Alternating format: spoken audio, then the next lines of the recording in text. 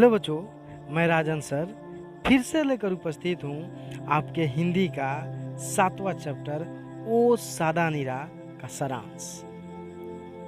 तो इसको भी आंख बंद करके पिछले ऑडियो की तरह इसका भी आनंद लेते हैं। Let's start.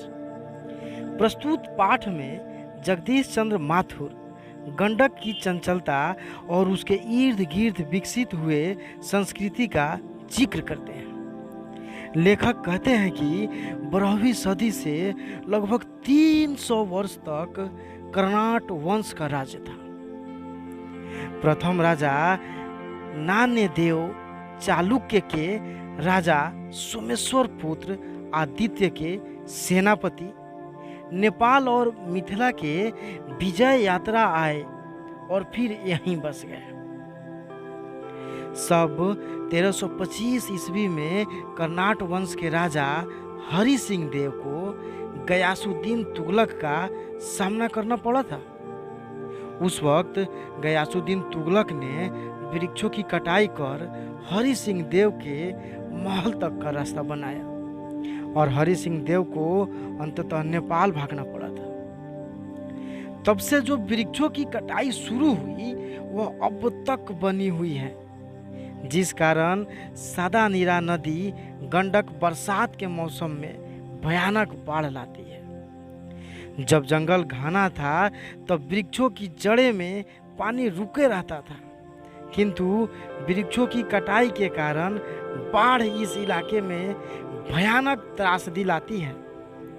चंपारण में 19वीं सदी में नील की खेती का विस्तार अंग्रेजी ठेकेदारों ने किया। उन दिनों नील से ही रंग बनते थे, इसलिए विदेशों में इसकी मांग बहुत अधिक थी। अंग्रेजी किसानों से जबरदस्ती नील की खेती करवाते थे। हर 20 कट्ठा जमीन में 3 कट्ठा में नील की खेती हर किसान को करनी पड़ती थी। इसे ही 3 कठिया प्रणाली के नाम से जाना जाता है। अप्रैल 1917 में गांधी जी चंपारण आए और नीलहे किसानों की दयनीय स्थिति को सुधारने के लिए चंपारण सत्याग्रह आंदोलन किया तथा 3 गांव में आश्रम विद्यालय की स्थापना भी किए। बड़हरवा, मधुबन और भितिहरवा। बड़हरवा का विद्यालय बबन जी खोगले और उनकी पत्नी अंकिताबाई खोगले चलाया। मधुबन में गांधी जी ने गुजरात से नरहरि दास पारखी और उनके पत्नी अपने सेक्रेटरी महादेव देसाई को भेजा। भितिहरवा के अध्यक्ष थे डॉक्टर देव और सुमन जी। कस्तूरबा गांधी भी यहीं रहती थी। गांधी जी ने पुंडलिक जी को बेलगांव में बुलाया था।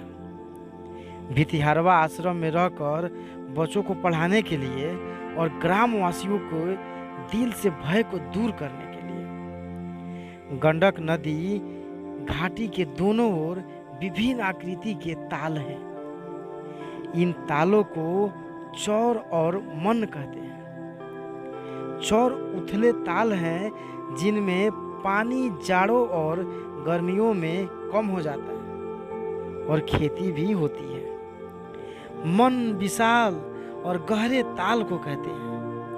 एक ताल है सरयामान जिसका पानी स्थिर रहता है, किंतु गंडक नदी का जल सदियों से चंचल रहा है।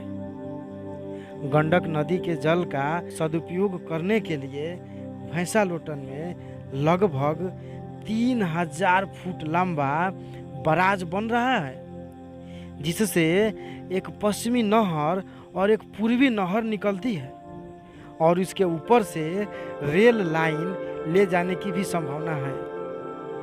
गंडक नदी को सादा नीरा, चक्रा, नारायणी और महागंडक भी कहते हैं। तो बच्चों, बी केयरफुली सुनने के लिए आप सबों का धन्यवाद।